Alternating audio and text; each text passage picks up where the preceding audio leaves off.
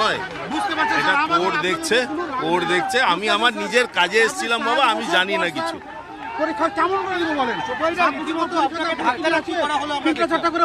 দেখুন, ওরা একটা আবেগে করছে, ওদের আবেগ নিশ্চয়ই আমরা রাজ্য সরকারও দেখছে, মাননীয় মুখ্যমন্ত্রীও ওটা রিভিউ পিটিশন করেছেন। আমি আশা করব ওদের আবেগকে আমরা যথাযথ সম্মান দিয়ে এটাকে করতে, কিন্তু কোর্টের ঊর্ধ্বে আমরা কেউ নই।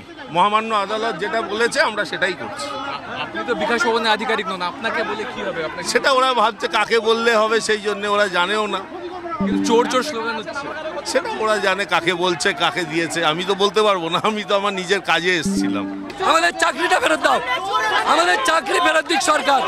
আমাদের একটাই দাবি চাকরি, আমাদের ন্যায্য দাবিকে।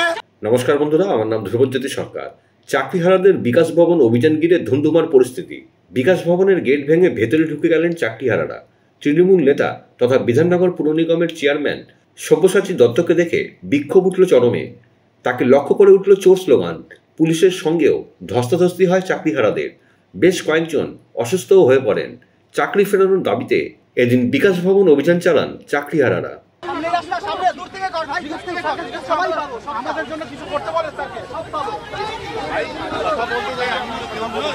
কোর্টে আমি গিয়ে কি করবো? চেষ্টা নিশ্চয়ই করবো।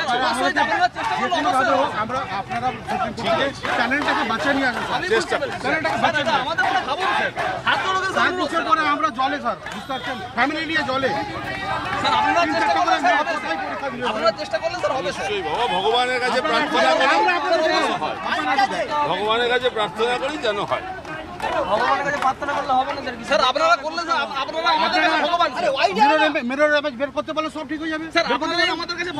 বিকাশ ভবনের স্টাফ নই, বিকাশ ভবনের আমি স্টাফ নই।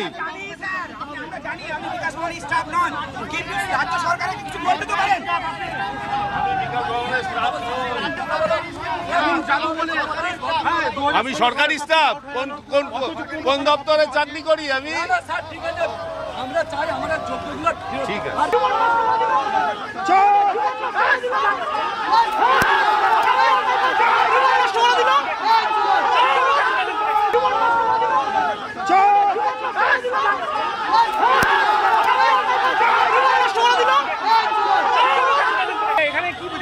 এটা আমার ওয়ার্ড, আর একটি ছেলের মার্কশিটের কিছু গন্ডগোল হয়েছে, সেই ব্যাপারে কথা বলতে যাচ্ছিলাম। তারপরে দেখলাম এখানে বিক্ষোভ হচ্ছে। সেই বিক্ষোভের জন্য পুলিশ বলল আপনারা দয়া করে ঢুকবেন না, ঢুকিনি। এই যে আন্দোলন হচ্ছে যেটা দেখছেন, সেই আন্দোলনটা নিয়ে কি বলবেন? দেখুন, এটা কোর্টে বিচারাধীন, কোর্টের ওপরে আমরা কেউ নই। রাজ্য সরকার মাননীয় মুখ্যমন্ত্রী কোর্টের কাছে রিভিউ পিটিশনও করেছেন। আশা করি নিশ্চয়ই ওনার মানবিকতার সঙ্গে ব্যাপারটা দেখবেন।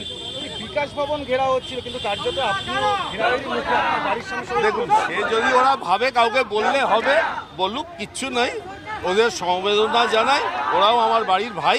বন্ধুরা, ভিডিওটি ভালো লাগলে দয়া করে লাইক শেয়ার করে দেবেন, আমাদের পেজটা ফলো করে নেবেন, আর আপনার মতামত কমেন্ট করে অবশ্যই জানান। ধন্যবাদ।